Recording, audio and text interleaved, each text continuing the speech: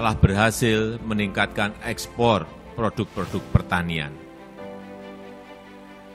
Sektor pertanian merupakan salah satu sektor yang mampu bertahan dari hantaman pandemi. Ketahanan pangan, kedaulatan pangan sangat penting bagi kita semuanya.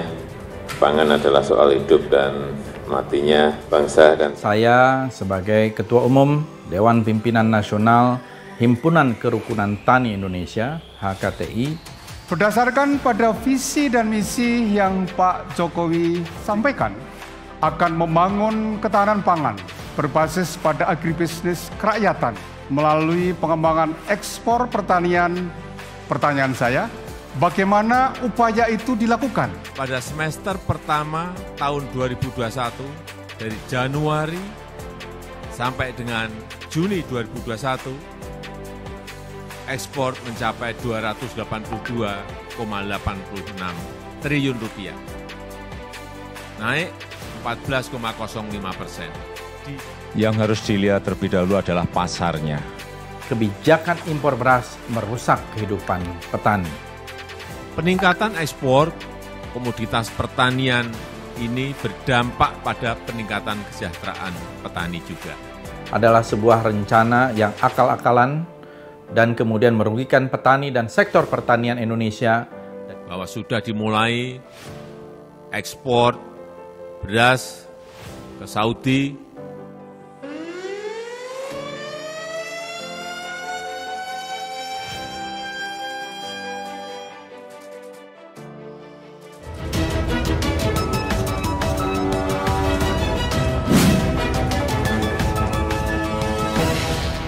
Itu akibat artificial scarcity, yaitu kelangkaan yang diciptakan seolah-olah butuhnya segini. Siapa yang menciptakan?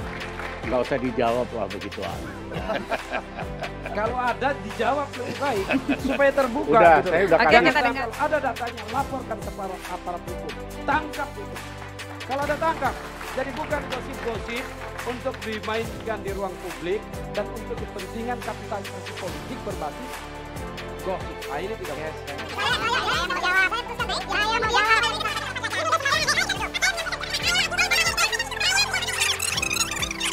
Sebagai momentum penguatan ekspor komoditas pertanian Indonesia dan menandai kebangkitan ekonomi nasional di tengah pandemi.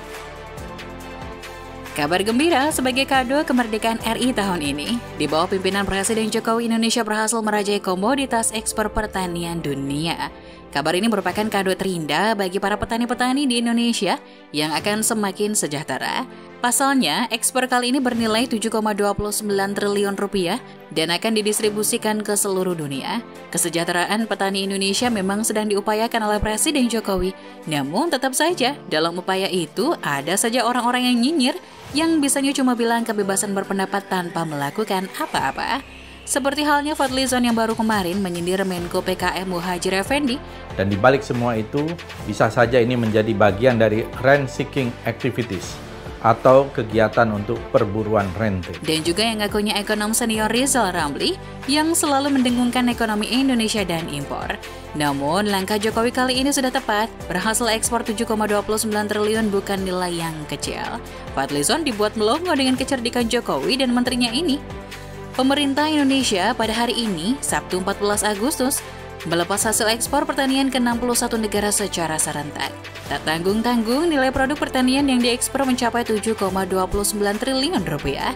Dalam acara yang dinamakan Pelepasan Merdeka Ekspor Pertanian 2021 itu, Menteri Pertanian Syahrul Yassin Limpo menyebut bahwa produk ekspor ini merupakan produk dari 341 kabupaten dan kota di Indonesia. Pasarnya apa? Kalau pasarnya sudah jelas ada, baru kita berproduksi. Nah, petani itu sebetulnya asal diberi arahan, asal dikawal, asal diberi PPL, asal diberi bibit, itu berproduksi apapun bisa. Jangan menganggap remeh petani. Persoalannya hanya terjangkau, tapi juga kita harus menjaga agar para petani, produsen pangan tidak selalu dikalahkan. Sehingga kita harapkan mereka dapat hidup lebih sejahtera. Untuk itu diperlukan kehadiran negara untuk memastikan agar rakyat menjadi konsumen dan Negara juga perlu hadir agar jalur distribusi komoditas pangan bisa lancar dan rantai perdagangan tidak terlalu panjang. Ekspor ini serentak dilakukan di 17 pintu masuk RI dengan total berat produk mencapai 627,4 juta ton. Dalam kesempatan yang sama, Syahrul juga mengungkapkan bahwa kinerja ekspor pertanian Indonesia saat ini sedang meningkat pesat. Ia menyebut bahwa sektor pertanian masih bisa tetap kuat dalam suasana pandemi COVID-19 ini.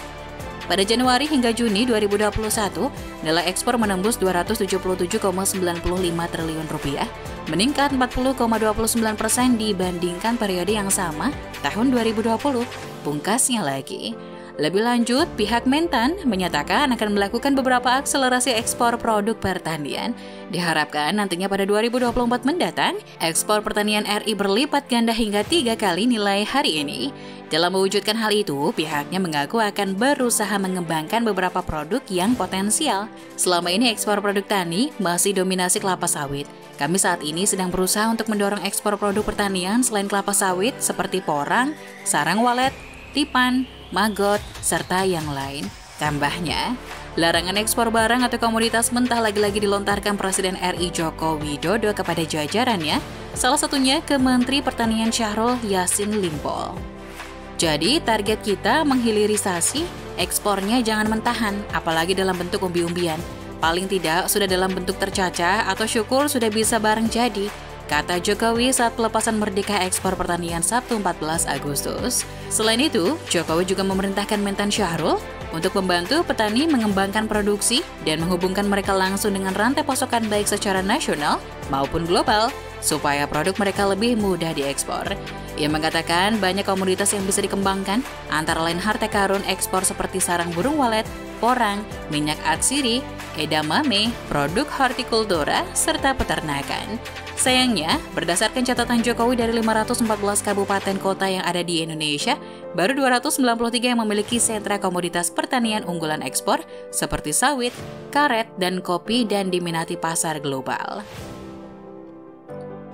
Menanggapi hal ini, Menteri Pertanian Syahrul Yassin Limpo membenarkan bahwa Indonesia memang memiliki komoditas pertanian yang bisa menjadi andalan baru ekspor seperti porang, sarang burung walet, bahkan lipan.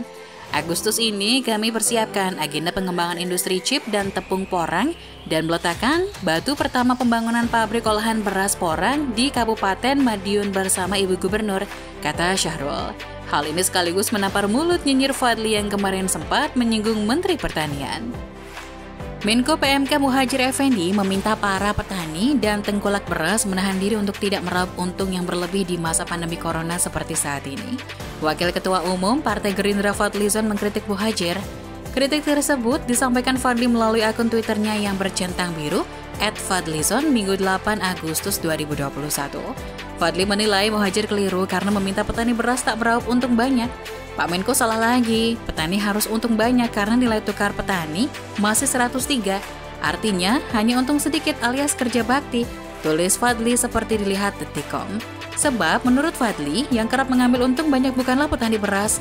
Dia mempertanyakan bagaimana petani beras bisa sejahtera jika tidak meraup keuntungan. Tengkulak yang biasanya untung banyak, bagaimana petani mau sejahtera kalau tak untung? Bagaimana anak muda mau jadi petani kalau disuruh miskin? Absurd, imbuh Fadli. Diberitakan sebelumnya, Muhadjir mengingatkan pemanfaatan beras produksi petani lokal akan sangat membantu meningkatkan kesejahteraan petani lokal. Namun Muhadjir mengingatkan petani lokal dan para tengkulak untuk tidak meraup untung yang berlebih di masa pandemi corona. Hal itu disampaikan Muhadjir saat melakukan inspeksi mendadak atau sidak ke kantor pos Pandeglang dan tempat penggilingan gabah di Kabupaten Pandeglang, Provinsi Banten pada Jumat 6 Agustus. Muhadjir di sana juga menerima laporan terkait beras. Sekarang ini alhamdulillah kan harga gabah, harga beras sudah mulai naik. Saya mohon para petani dan tengkulak menahan diri untuk tidak mengambil untung banyak-banyak. Semuanya harus merasa prihatin. Imbau Muhadjir dalam keterangan tertulis Sabtu 7 Agustus. Muhadjir juga mengapresiasi langkah Pemkab Pandeglang yang memanfaatkan beras lokal dari petani untuk bantuan sosial. Muhadjir berharap bansos bisa terserap merata ke warga yang membutuhkan. Tadi saya diberitahu, Bu Bupati, semua berasnya adalah produksi petani lokal. Dan ini penting karena kita harapkan produksi petani di daerah itu betul-betul terserap dan termanfaatkan, tutur Muhadjir.